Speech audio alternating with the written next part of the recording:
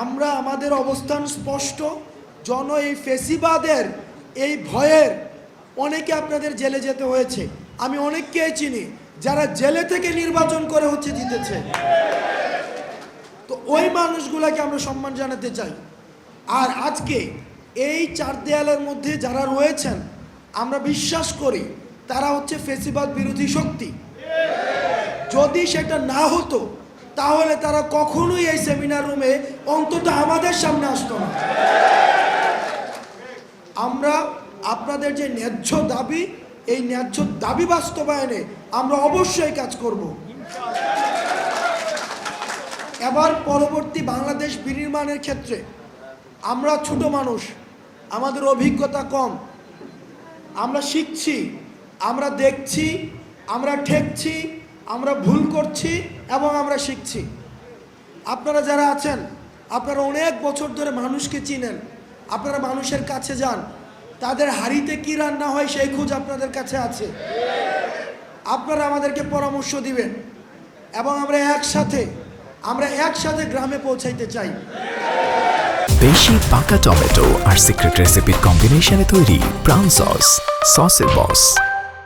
আমরা শহরে বসে এসি রুমে এই প্রেস কনফারেন্স করে যতই বক্তব্য বিবৃতি দেই, এগুলো গ্রামের মানুষ পর্যন্ত পৌঁছায় না। দিন শেষে আমার মাটিতেই ফিরে যেতে হবে, আমার গ্রামে ফিরে যেতে হবে। এই শহরের প্রেস কনফারেন্সের এসি রুমে যারা বক্তব্য বিবৃতি দেয়, তাদের জানাজার জন্য কিন্তু ঠিকই তাদের গ্রামে নিয়ে যাইতে হয়। আমরা আপনাদেরকে সাথে নিয়ে, আন্দোলনটা হয়েছিল শহরে, আমরা আপনাদেরকে সাথে নিয়ে আমরা প্রত্যন্ত এলাকার গ্রামের প্রান্তিক মানুষদের কাছে আমরা পৌঁছাইতে চাই এবং সেক্ষেত্রে আমরা আপনাদের সহযোগিতা চাই। আমরা আপনাদের মধ্য দিয়ে, আপনাদের সহযোগিতা নিয়ে আমরা ওই গ্রামের মানুষদের কথাগুলোকে আমরা শহরে আমরা পৌঁছে দিব এবং সেই জায়গা থেকে এই অন্তর্বর্তীকালীন সরকারকে সফল করা এবং পরবর্তী বাংলাদেশ বিনির্মাণ করার ক্ষেত্রে আপনাদের অবদান অপরিসীম।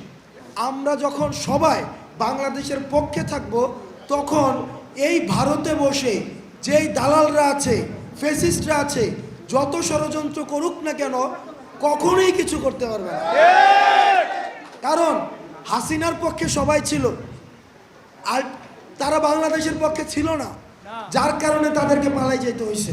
আপনারা দয়া করে এমন রাজনীতি করবেন যেই রাজনীতি করলে ক্ষমতায় না থাকলেও যেন পালাই যাইতে না হয়।